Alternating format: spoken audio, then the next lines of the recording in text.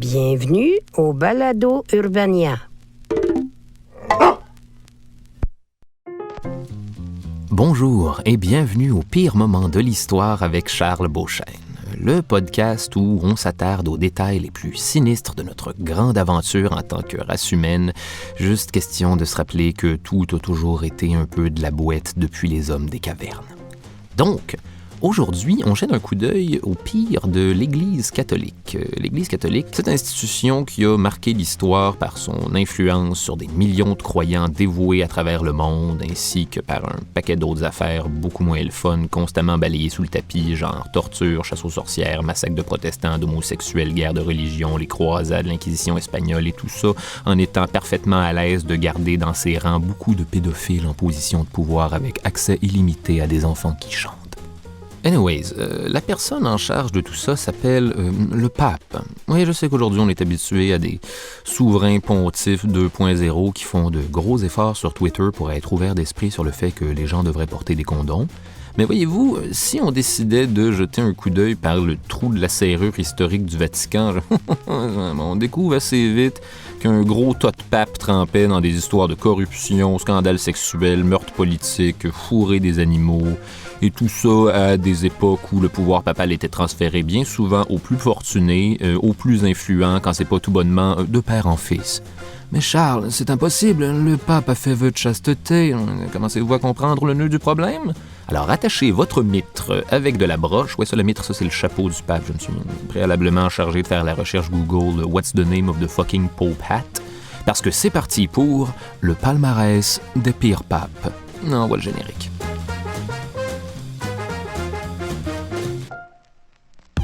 Numéro 10, Boniface VIII, pontificat de 1294 à 1303. Bon, alors, élu un 24 décembre comme un cadeau de Noël avec un écureuil mort à l'intérieur de la boîte, Boniface VIII est célèbre pour avoir porté à son sommet l'absolutisme théocratique de la papauté. Ça, en gros, ça veut dire que, selon lui, le pape devait être le maître du monde, c'est ça qui est ça, vous n'avez rien à redire, que vous soyez un paysan ou un empereur, ouvrez la bouche et préparez-vous à recevoir une bonne dose de pape. Donc, le pape aurait essayé d'accroître son pouvoir en s'appropriant de plus en plus de territoires. Comment? Eh bien, grosso modo, en bouillant tous les peuples autour pour faire partie de son armée, un peu à l'image de Sauron dans Le Seigneur des Anneaux. Oui, by the way, le pape faisait la guerre à l'époque. La plupart du temps par le biais de nonos fanatiques armés d'objets coupants, mais des fois, il faisait lui-même la sale job pour le plaisir, genre littéralement le pape avec une épée qui fait rouler des têtes comme dans Braveheart, ce qui est quand même un peu cool quand on prend le temps de l'imaginer. Mais plusieurs royaumes d'Europe ne trouvaient pas ça aussi nice. Quelqu'un devrait dire au pape de se calmer les faufounes. C'est très chouette la religion, mais non, Boniface VIII, vous ne serez pas le boss de toutes. Alors Boniface se serait donc pogné comme ça avec plein de dirigeants de toutes sortes de pays, entre autres avec le roi Philippe le Bel de France, au sujet de la perception de certains impôts que le premier estimait revenir à l'Église, dans le sens de « Ah ouais, by the way, selon cet édit pontifical que j'ai écrit, tout votre cash est à moi. Allez, par ici l'oseille. » Il va aussi inciter les princes allemands à se rebeller contre le Saint-Empereur romain germanique, en gros ce qui est aujourd'hui l'Allemagne, Albert Ier. Je répète, le Saint-Empereur romain germanique. Ils étaient du même bord. Ouais, de l'extérieur, tout ça est très rigolo, mais pendant que le pape provoque des chicanes à travers l'entièreté de l'Europe, c'est effectivement monsieur et madame tout le monde qui payent le prix de la bonne vieille guerre comme on la connaît au Moyen-Âge, où des villages entiers sont rasés, les villes sont anéanties, et bien sûr, 90% des habitants sont passés au hachoir à viande. Détail dark. Donc, dans un tout autre ordre d'idée, à un moment donné, Boniface VIII aurait dit de façon tout à fait arbitraire que coucher avec des jeunes garçons est aussi anodin que se frotter les mains ensemble. Tu sais, le pape, à quel point il faut être une mauvaise personne pour être autant in your face avec ta pédophilie? Numéro 9, Serge III, pontificat de 904 à 911. Non, pas comme Réal Bossé dans une galaxie près de chez vous. Les choses sont bien pires. Non, sérieusement, googlez-le, ça fait ça pas d'allure. On dirait un vautour dans une doudoune. Bref, Serge III. Déjà, son règne est surnommé par les historiens la pornocratie. Here we go. Alors, pendant longtemps, le pape aurait eu une maîtresse dénommée Marozzi, issue d'une noble famille italienne super influente, les comtes de Tusculum, mais nous en reparlerons. Marozzi aurait même donné à Serge III un fils, qui serait lui-même devenu pape. Non mais, pape, fils du dernier pape, c'est un choix de carrière plutôt culotté, ou pas assez, dépendamment du point de vue. En fait, la raison pour laquelle on parle souvent de la papauté de Serge III comme, et je cite, le règne des putes, c'est qu'à l'époque, on était persuadé qu'il était contrôlé par Marozzi à grands coups d'avoir son pénis entre les mains. Détail intéressant. Ouais, dans les faits, on ne sait même pas pour vrai si c'était sa maîtresse. Marozzi et sa mère Théodora étaient toutes les deux reconnues pour être très belles, très riches et cultiver moultes intrigues politico-sexuelles pour accroître leur pouvoir à Rome. Mais c'est tout. En gros, c'est tout. On suspecte que Serge III était une de leurs marionnettes et beaucoup d'historiens se demandent encore si son successeur, le pape Jean XI, était vraiment son fils. Peut-être que oui, peut-être que non, mais disons surtout que l'idée qu'une femme contrôle le pape n'était pas excessivement bien vue en 904. Ça serait donc suivi beaucoup de slut-shaming médiéval pour la discréditer, elle et Serge III. Détail weird. Serge III était également reconnu pour être le pape qui organisait des parties, ou le party pope, si vous me permettez l'expression. Et fait tout à fait bad tripant, sur son lit de mort, il aurait fait venir à lui une nourrice pour boire le lait maternel à même ses seins. Ça, c'était qu'est-ce que vous voulez que je dise? Numéro 8. Léon X, pontificat de 1513 à 1521. Léon était un Médicis, une famille excessivement riche et puissante à l'époque, comme ils se font un plaisir de nous le rappeler sans arrêt si vous avez écouté ne serait-ce que 2 minutes de TV5. Non, je n'ai pas, ils pluguent cette information-là jusque dans leurs émissions de cuisine puis leurs maudits talk show français malaisants qui n'ont pas de rythme parce que les Français sont pas capables de faire de talk show, ni de musique rock d'ailleurs. Mais je m'égare. Fait que les Médicis sont très riches et très puissants, donc c'est pas si surprenant d'apprendre que Léon X aurait skippé le vœu de pauvreté, tournant ainsi le dos au plaisir de la soutane en jute et des pieds dégueulasses. Non, à la place, il se serait mis à dépenser l'argent de l'Église allègrement. Il serait devenu un mécène très important en Italie, un patron des arts. Il aurait entre autres entrepris de grandes rénovations à la cathédrale Saint-Pierre de Rome, toutes des choses qui coûtent de gros bidous de la Renaissance. Ce qui fait que, question de financer ça, il se serait mis à vendre du mobilier et des statues qui appartenaient au Vatican. Détail intéressant. Ouais, malheureusement, quand il a vu que c'était pas assez pour financer ses extravagances, Léon s'est mis à faire ce qu'on appelle vendre des indulgences. Alors en gros, si tu commettais des péchés, tu pouvais te sauver de l'enfer en payant le pape. Bon, aujourd'hui, ça a l'air d'un moyen vraiment malin de profiter d'un nombre incroyable d'imbéciles, mais à l'époque, c'était un gros no-no. Assez pour inspirer nul autre que Martin Luther, l'initiateur du protestantisme, comme dans Bonjour, je suis Martin Luther et j'aimerais créer une autre église parce que le pape gère les choses comme un véritable Kardashian. Mais merci pour les cathédrales, les touristes japonais vont beaucoup triper. Numéro 7. Jules II, pontificat 1503 à 1513. Jules II, c'est lui qui a demandé, entre autres, à son bon chum Michel-Ange de peindre le plafond de la chapelle Sixtine. Vous savez de quoi je parle, la chapelle Sixtine, la peinture d'Adam puis Dieu qui se touche le doigt. Là, c'est Jules II qui a fait faire ça. Merci, Jules. Toutes ces personnes à la recherche d'un fond d'écran d'ordinateur pseudo-original te sont éternellement reconnaissantes. Mais le détail complètement dégueulasse qui accompagne tout ce sympathique mécénat, c'est qu'à un moment donné, Jules II aurait contracté ce qu'on appelle la maladie française, la syphilis, pour cause de consommation abusive de prostituées romaines ou de prostituées romains. Rendu là, vous vous doutez bien que vraiment pas ce détail-là qui va faire pencher quelque balance que ce soit. Et mon Dieu, quelle syphilis il va pogner. Il y avait apparemment tellement de plaies syphilitiques que lors du Vendredi Saint, on demandait aux croyants de s'abstenir, si possible, de baiser les pieds du pape. Je veux dire, c'était déjà étonnant que ce soit une habitude de baiser les pieds du pape, mais quand le monde du 16e siècle te dise que tu devrais t'abstenir parce que c'est trop dégueu, c'est énormément de syphilis, ça, les amis. Numéro 6. Benoît IX, pontificat quelque part au 11e siècle. Donc, de son vrai nom, Théophylacte de Tusculum, vous avez bien dit qu'on allait revenir à la famille Tusculum. Alors, Théophylacte de Tusculum, voilà, on comprend qu'avec un pareil nom de maladie de peau, tu cherches n'importe quelle façon de le changer. Docteur, j'ai un très gros problème de Théophylacte de Tusculum. Je ne peux plus m'asseoir depuis des semaines. Donc, la solution de Théophylacte aurait été de devenir souverain pontife et prendre un bon vieux nom de pape avec un chiffre à la place d'une autre famille. Le problème avec lui, c'est qu'entre autres, les experts s'entendent pas sur l'âge exact auquel il a accédé au trône papal.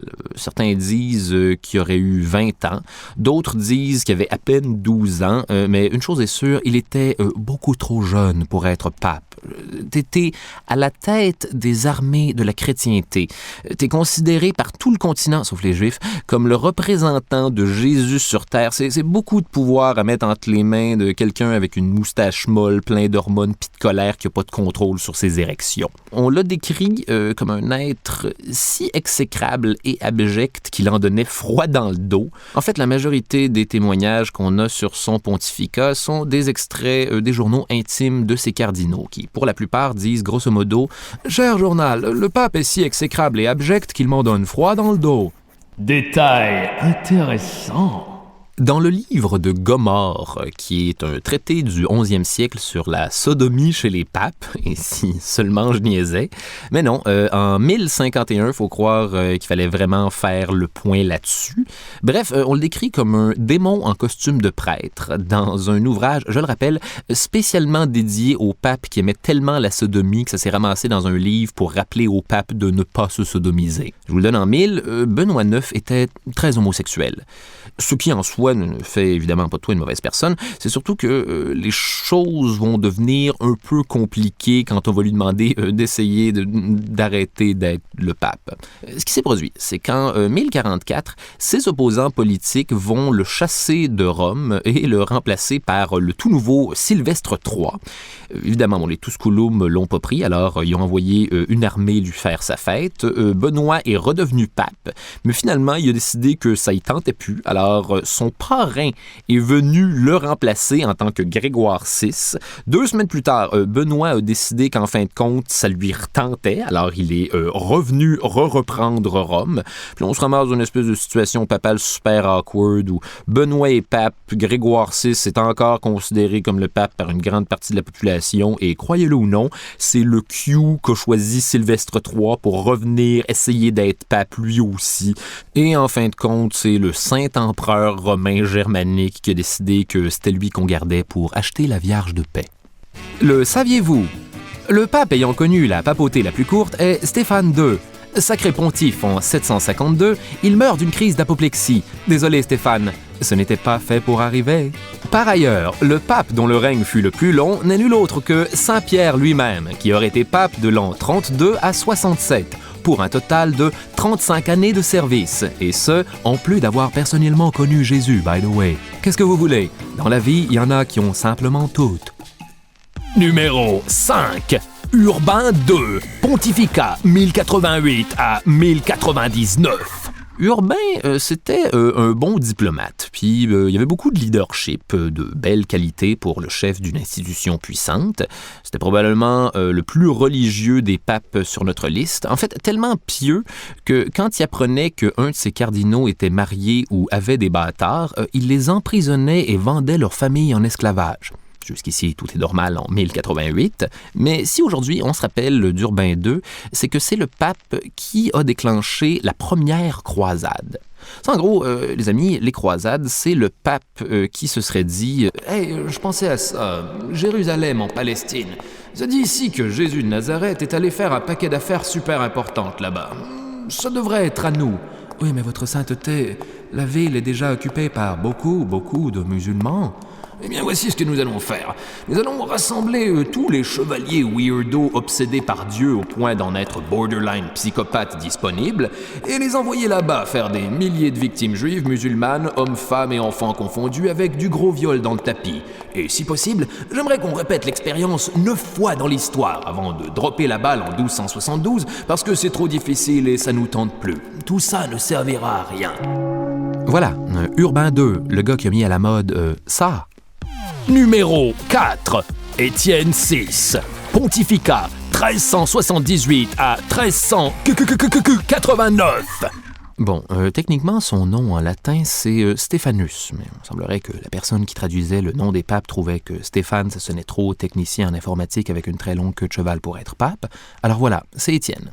Étienne VI a été pape moins d'1 an, alors on n'a pas pu voir toute l'étendue de son potentiel de crazy ass, mais il a ouvert le bal avec un événement assez spectaculairement débile pour se mériter une place dans le palmarès. Il a fait un procès à son prédécesseur, considéré comme louche et corrompu. J'ai nommé le pape Formose. Léger détail qui va crissement changer la donne ici, c'est que Formose était 100% mort lors du procès. Détail dark. Étienne VI n'aimait vraiment pas Formose. En fait, il l'aimait tellement pas qu'une fois au pouvoir, il aurait fait déterrer Formose de la crypte des papes, rhabiller la vieille momie sèche en soute de pape et asseoir le cadavre de pape dans une basilique pour le poursuivre en justice. Ils ont appelé ça le concile cadavérique. Et en gros, l'événement consistait en plusieurs heures de Étienne VI qui chicane un dude mort qui répond rien parce qu'il est mort. Les conversations devaient être tellement le fun dans les gradins. Ouais, là, faut dire de quoi, là? Ça fait 2 heures que le pape s'engueule avec un gars caché derrière la chaise qui fait bouger le cadavre de l'ancien pape en le faisant parler avec une voix de marionnette. On est au Moyen-Âge, on met toujours bien les styles limites. Oh, moi je m'implique pas là-dedans. S'il est capable de faire ça un doute déjà mort, vaut mieux essayer de le contredire le moins possible. Donc, on est mieux de juste crier une couple de fois, va chier Formose, puis pas trop attirer l'attention. Ouais, donc, inutile de vous dire que, rendu là, tout le monde a commencé à réaliser que le pape est débile. Alors, ils ont fait comme on fait d'habitude dans ce genre de situation. Ils l'ont jeté en prison. Et c'est quoi les chances? Quelqu'un est accidentellement venu l'étrangler dans son sommeil. Non, mais first day on the job, puis il engueule un cadavre. Il y avait encore son macaron pape en formation. Numéro 3, Urbain VI, Pontificat 1378 à 1389. Alors, en gros, lui, on lui doit une des plus grosses divisions de l'histoire de l'Église catholique, et ça, je vous confirme que ça ne fait pas partie du « et autres tâches connexes » dans le contrat de pape. Donc, Urbain VI était reconnu pour être, et je cite, « arbitraire, imprévisible et violent ». Il était à ce point douchebag que quand il est devenu pontife, un shitload de cardinaux se serait dit « Wow, Urbain VI, ça c'est une Christine mauvaise idée. Allons à Avignon et créons notre propre pontificat parce que nous ne voulons aucune de cette shit. » Fait que voilà, pendant presque 40 ans, il y a eu 2 papes, des fois 3, un pape de plus ou de moins, dans ce qui a été baptisé le grand schisme de l'Église catholique. Donc voilà, pendant un bout, il y avait plein de papes qui se chicanaient, puis c'était vraiment poche à gérer à l'époque. Tout ça à cause de cet enfoiré d'Urbain VI. Donc pendant ce temps-là, Urbain VI était pire que jamais parce qu'il s'est rendu compte que personne ne l'aimait. Ouais, donc à un moment donné, il a entendu parler d'une conspiration pour le sortir du pouvoir. Il aurait fait arrêter 6 cardinaux, c'est quand même beaucoup de cardinaux, et les a tous gentiment invités à aller se faire torturer. Non seulement ça, mais quand il a réalisé que le bruit des gens torturés était pas suffisamment satisfaisant, il aurait demandé, et je cite, « Mais enfin, craquez-moi le volume de cette torture, bon sang! » Ah, beaucoup mieux. Il n'a pas dit ça dans ces mots-là, mais il a vraiment fait ça. Numéro 2, Alexandre VI, 1492 à 1503. Oui, je sais, ça fait 3 papes de suite avec le chiffre 6. Oui, ça fait 666. Non, c'est pas un hasard. Fouillez-moi, c'est de l'humour de top 10. Alors, Alexandre, c'était à l'origine le cardinal Borgia, qui était tellement débauché qu'il a inspiré une série télé aujourd'hui, The Borgias, en vente dans tous les bons Renaud Bré. À seulement 25 ans, il est devenu cardinal, non pas parce qu'il était très qualifié, mais parce que son oncle était le pape Calixte III. Il avait donc, pas nécessairement l'appel du divin. Il y a eu genre 4 enfants. C'est certainement pas le fait d'être cardinal qui va m'empêcher de baiser, ouais. Ça, c'était avec sa femme. Il y a aussi eu plein de maîtresses. Quand il est devenu pape en 1492, évidemment, il a upgradé tout ça pour une concubine de 15 ans, un succulent mauve tout à fait Alexandre VI. Ensuite, évidemment, il est devenu super corrompu. Il a donné des postes importants à tous ses enfants. Ils sont devenus The Borgias, aussi disponibles sur iTunes. Détail dark. Sinon, en privé, c'est aussi l'inventeur d'un événement que l'on appelle le banquet des châtaignes ou la joute des putes, dépendamment de qui vous essayez de convaincre que ça sonne comme un bon plan pour la soirée. Je vous garantis qu'aucune femme n'a gagné la joute des putes. Alors, en gros, on invitait une 50aine de travailleuses du sexe à un banquet pour danser et se dénuder devant les invités, parce que rien n'accompagne mieux des canapés au saumon qu'une paire de gros Joe. Et là, les convives devaient lancer des châtaignes par terre et les prostituées les ramasser à 4 pattes en imitant des animaux. Suite à quoi, bien sûr, les gens étaient invités à aller se gâter avec la fille de leur choix. Et à la fin de la soirée, il y avait des prix, comme des vêtements ou des bijoux pour celui qui avait fourré le plus. Oui, comme des toutous géants de bananes avec des yeux dans les jeux d'adresse à la ronde. Tu sais, une journée comme une autre chez l'ambassadeur de Jésus de Nazareth. Numéro 1. Jean XII, pontificat 955 à 964. Ah, enfin, le plus dégueu de la gang. Alors, transformer le palais du Latran et sa basilique en bordel, check. Coucher avec des vierges, parce que coucher avec des vierges, check. Coucher avec des veuves, check. Est-ce qu'on a couché avec des orphelins? Non, mais beaucoup des veuves n'étaient pas nécessairement consentantes. Culture du viol, check. Avoir assez mauvaise réputation avec les femmes pour que l'on déconseille aux pèlerines de visiter Saint-Pierre quand il était là, check. Évoquer le nom du diable en trinquant, possiblement lors d'orgie, check. Prier des dieux païens quand ils jouaient à des jeux de hasard. Come on, Dionysos, donne-moi un 6. Check, check. Chasser, parce que ce qui paraît, c'était un big no-no quand tu étais pape. Vous souvenez-vous quand il violait des pèlerines? Check. Torturer ses ennemis, castrer des gens, brûler des yeux au fer rouge et une fois de temps en temps incendier des maisons. Check, check, check. Et finalement, on raconte qu'il se serait fait tuer par le mari d'une de ses amantes après s'être fait pogner le pénis dans le sac. Check. C'était vraiment le dernier qui me manquait pour avoir la diagonale. Donc, qu'est-ce qu'il y a à retenir de tout ça? Que partout où il y a du pouvoir, il va forcément y avoir de la corruption. Je pense que la façon dont il faut voir les choses, c'est que oui, le pape avait un rôle religieux de prime abord, mais c'est surtout un poste qui, à une époque où tout se réglait avec une épée dans le chest, représentait un pouvoir comparable à celui des rois et des empereurs. Il est compréhensible que ce soit le genre de choses qui attirait tout un lot de weirdos qui n'avaient pas nécessairement le partage de la bonne nouvelle en priorité. Un peu à l'image de beaucoup de nos politiciens modernes. Je crois qu'il est important de se rappeler que pendant très longtemps, le pape était un politicien. Et ça fait pas longtemps que l'office papal en est plus un d'intrigue sur l'échiquier international. Là où ça devient intéressant, c'est que les scandales de corruption, de prostitution, pédophilie, entre autres, sont encore une fois tous des abus de pouvoir dont sont accusés bon nombre de politiciens aujourd'hui. Là où il y a du pouvoir, il y a de la corruption. Est-ce que les choses étaient nécessairement pires au Moyen Âge? Pas dans son contexte, je ne crois pas. Ce qui, d'une certaine façon, est l'objectif de la série, remettre en contexte le pire du pire et en profiter pour en apprendre un peu plus sur nous.